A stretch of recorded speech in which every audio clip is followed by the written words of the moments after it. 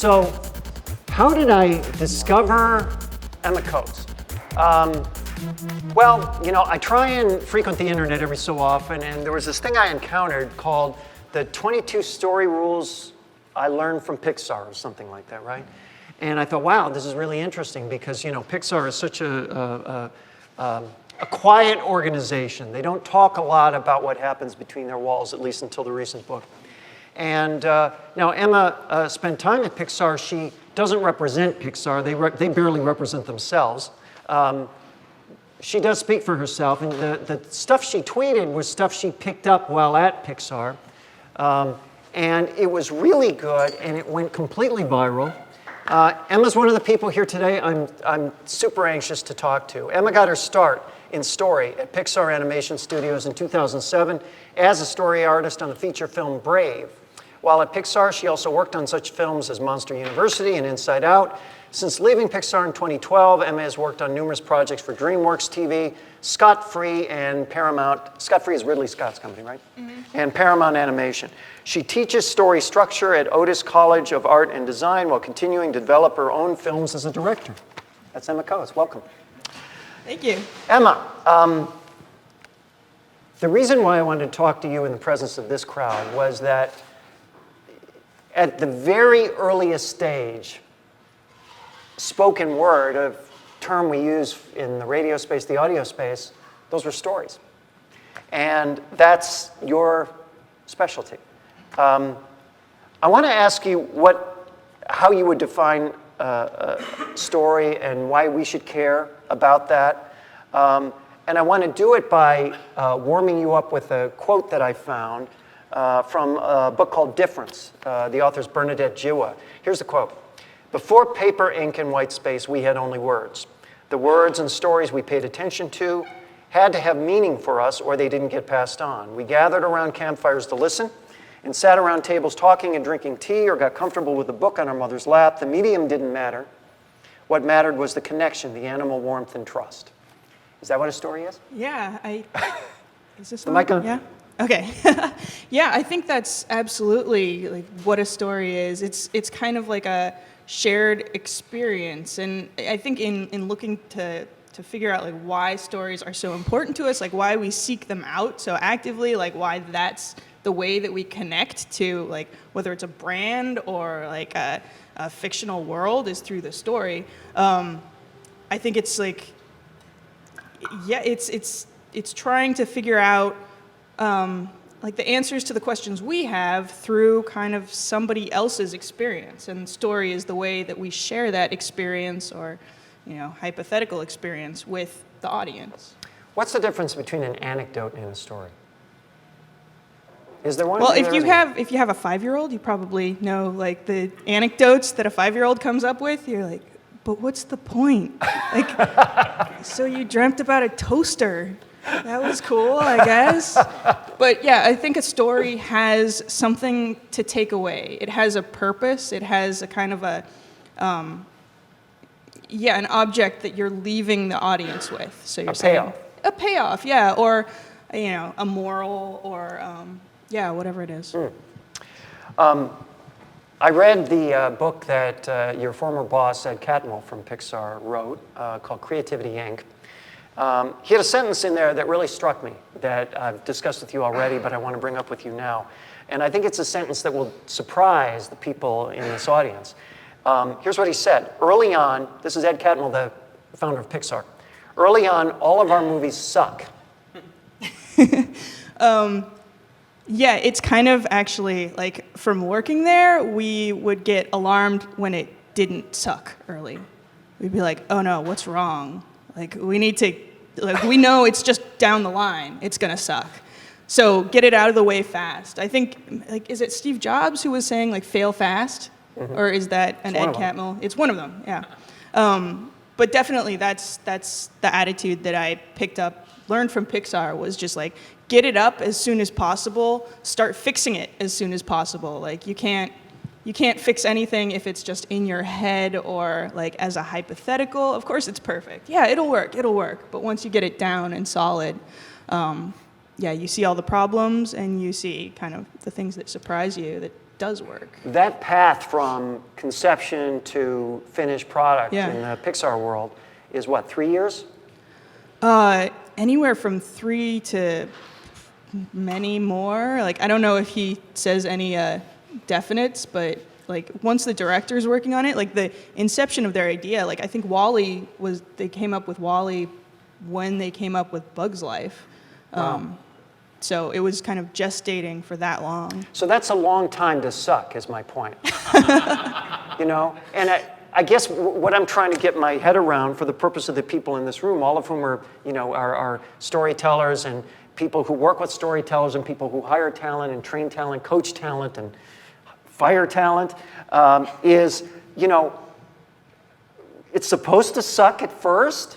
I mean, I can't believe that wouldn't be the reaction. It's really not supposed, I mean, there's a ramp. It's not going to be great at first. I mean, I think that's hard for people to conceive.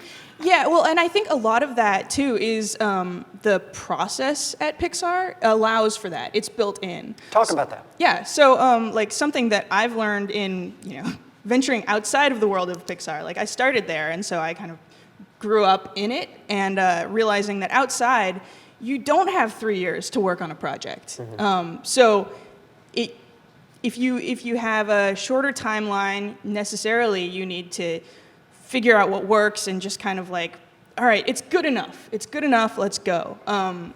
What Pixar, the luxury of working in story at Pixar is that your deadline is so far away that you can really find things that work and then make them better. So in looking back at what you originally had, you would say like, yeah, that was interesting, but it sucked compared to what we have now. Which, yeah, on a short timeline, you don't always have that. That leads to my next question, which is, you know, normally we deal in the presence of audiences, so we have feedback instantaneously. At Pixar, you did not. Not outside audiences, anyway. How do you know when something sucks, and how do you know when something is great? Oh, wow. Well, I know that Ed probably talks about the internal screenings where we would show the movies to internal audiences. So programmers or animators or like just a broad swath of the company, we would show the movie as it was, like in its current state. And you could tell from the laughs, you could tell if somebody's sniffling in the audience, you're like, yes, we made them cry. But you can take the temperature of the audience just through that test. And then it's also measuring what people get excited about, right? Like kind of the difference between story and anecdote, where if somebody leans in, it's like, yeah, and then what happens next? Like, you know, you've got something that's a grain of something good, even if it's not quite there yet, you know, to keep working on it. But if you're like, yeah, and then, okay, so wait, what I forgot to explain was that he grew up over here, and people just tune out, and you look to kind of see that in the eyes, which it's not pleasant to do. Of like, oh, they're tuning out.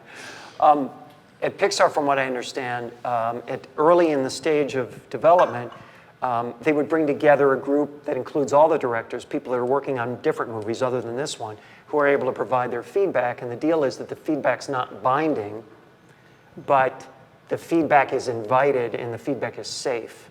Yeah, absolutely. And that's the field, like at the very beginning, in the early stages, that's the field for like, should we even be making this movie? Or like big issues like, why does it have to be about a robot? Which, yeah, once you get down the road, you're like, couldn't we have talked about that earlier? Something like that. But yeah, definitely. And they're a great, like just, as being in the story department, we were able to sometimes sit in on these like brain trust meetings. Brain trust meetings. Yeah, and it's just amazing to see these directors who are at the top of their game, like all of them kind of digging into the same problems and the solutions they come up with, and you just like, you want to take notes for I'm sure you posterity. did. Yeah. Do you have any anecdotes you can share from, or stories, sorry, you can share from that? I'm trying to think.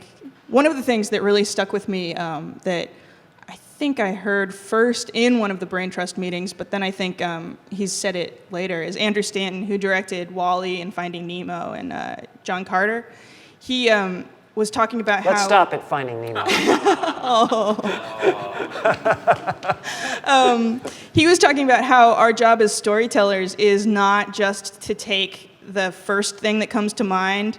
We have to dig farther than that to really entertain and keep the attention of the audience. It's like we have to go past the first, past the second, past the third thing that comes to mind, and like throw out the next 5 too, because that's when you really get to something that's original or unique or like hasn't been said a gazillion times before that's worth listening to. So in improv, they call that plussing, right?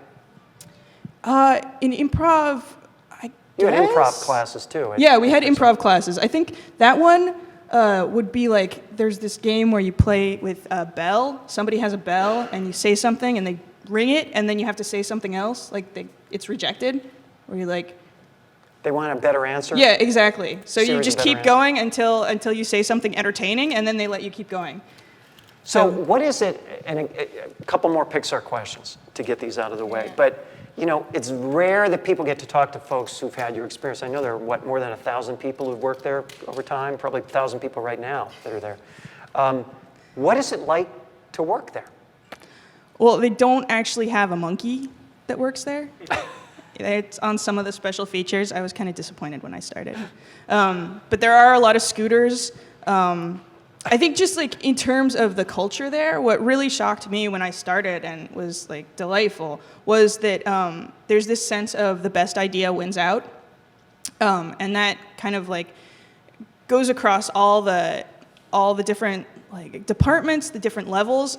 So in working as a story artist, if one other story artist figured out like some way to handle the character in either an acting sense or like in a way of like, oh, here's a shorthand to draw it, that wasn't a carefully guarded secret like it is in some other places, like where that's what makes you worth anything, so you'd better keep it. It was worth sharing because that was the platform that then, like, who's going to come up with the next thing that makes it easier, makes our job easier. So the idea was more important than the giver of the idea. Yeah, absolutely. It's all in service of this story, the project that you're on, and so we all were trying to make it as good as we possibly could, and that meant a lot of times like setting the ego aside.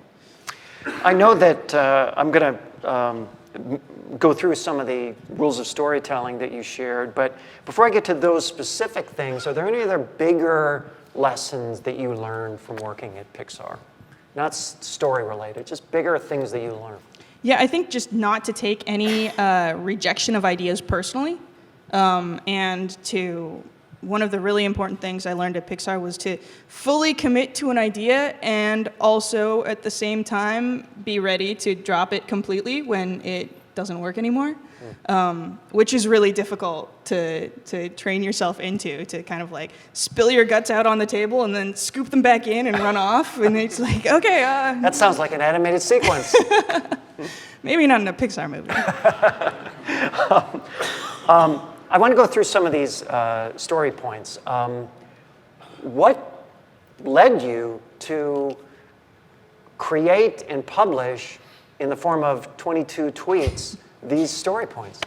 Yeah, so it was really, it was something where I would take to Twitter and talk about like the kind of story problems or like story principles, like how would you solve this problem, like what movies solve this problem, and a lot of times it felt like the things that I was asking like wouldn't really generate a discussion because they were too like complex, or like you had to have like too much of a foundation in order to kind of like wrap your head around what I was trying to talk about with the Twitter followers. And so I started basically writing like what I wish I had known when I started at Pixar. So it was like, hey, stupid, to myself. And it really, like, so that it was really basic, but it was all things that I felt like were a light bulb moment when it finally clicked, and I was like, oh, well, yeah, of course, but I didn't know that before. Well, let's go through some of them. Number one, And if you could just color some of these for me. Animate some, sorry. You admire a character for trying more than for their successes. Yeah. So that one seems kind of counterintuitive, right? Where you want to like characters who are good at things. The winners, right? Yeah, the winners. Yeah, but I think a lot of what we like about stories, a lot of what draws us to them is seeing characters try and fail and pick themselves back up and keep going. Mm-hmm. My favorite for this is Raiders of the Lost Ark, like Indiana Jones. If you look at that movie, every single goal that Indy sets out to do, he gets kind of far in succeeding, but ultimately fails. But in failing, he moves the story forward, right? Like that opening sequence, he's sneaking into this temple to get this idol that he's going to take back and sell to a museum, maybe give. And he gets through the entire temple only to have the golden idol taken away by some other guy. And it's great to watch that movie with this in mind because you'll be like, Indiana Jones is just completely incompetent. But he's so good-natured about his failures and so just determined that he barrels through, and you want to see what he does to fix his problem that he kind of created for himself. Number 6, what is your character good at, comfortable with? Throw the polar opposite at them. Challenge them. How do they deal? Yeah, so I think that one is also related to what we were talking about just now, is that, again, you don't want to see somebody in their element, or if you want to see someone in their element, you want to see it maybe later in the story when you've got a better sense of who they are. I don't know if any of you have ever been on a road trip or a vacation with there's that first vacation with somebody you're going out with, and you really find out who they are, right?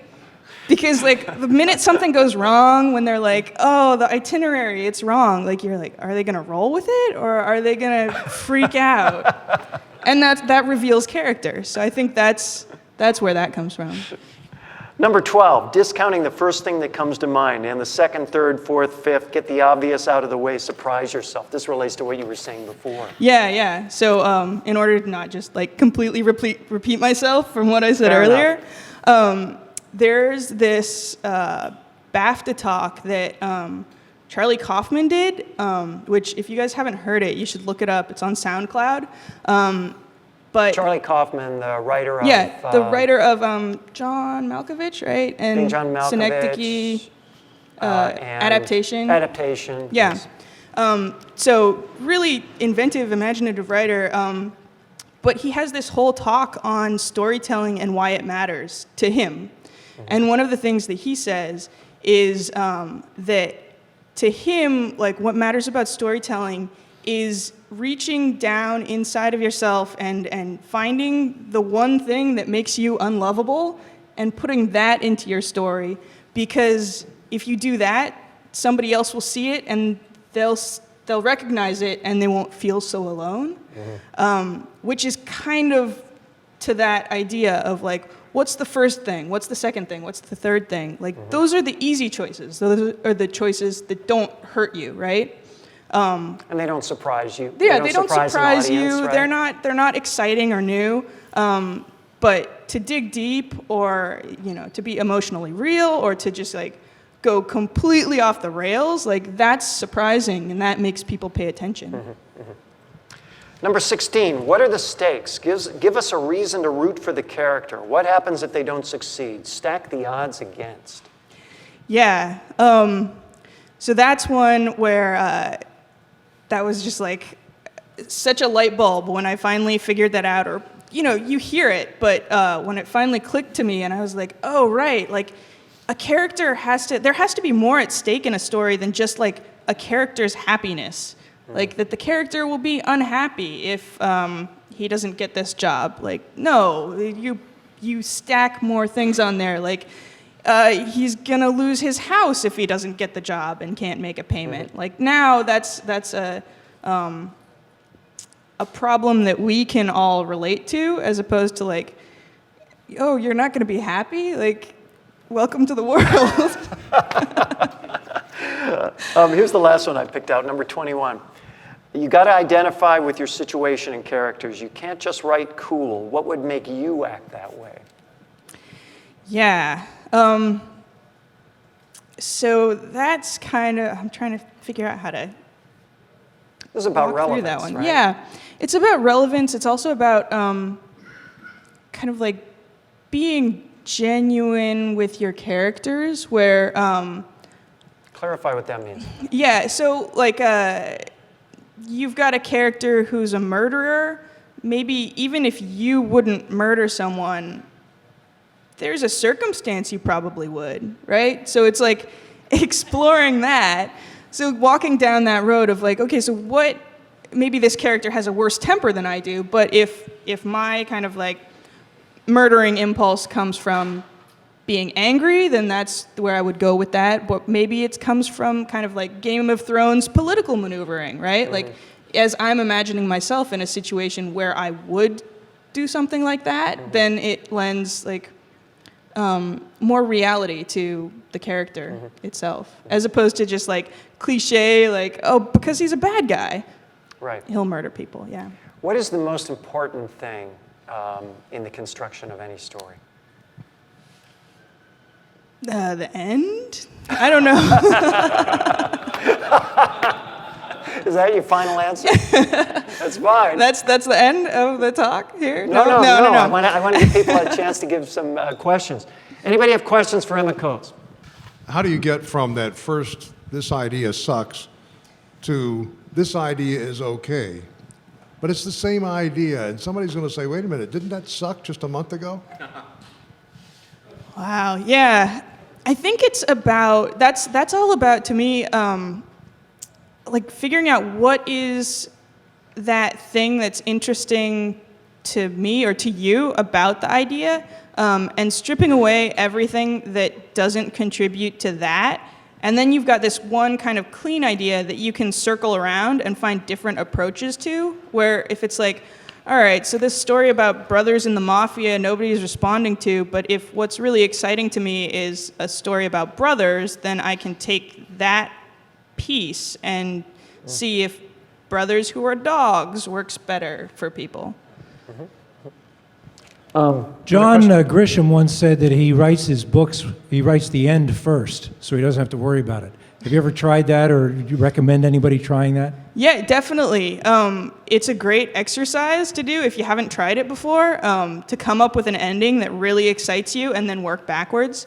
The trap that you fall into, and I speak from experience, is like that once you know the ending, it can be easy, like you fall into the trap of like, then just stuff happens to lead to the ending in a way that's not surprising. Mm-hmm. And so in that case, like it's important to remember to kind of mislead or surprise or, like throw in the entertainment, because like you've got this ending, and that's great because you know what pieces you need to lay earlier on in the story to make it pay off. Like the ending of E.T. always devastates me, and I love looking at that and going like, oh, there's like 3 things working here, and I see where they laid that earlier. But yeah, it comes with the danger of like, oh, but it can't just go straight from the beginning to the end, yeah.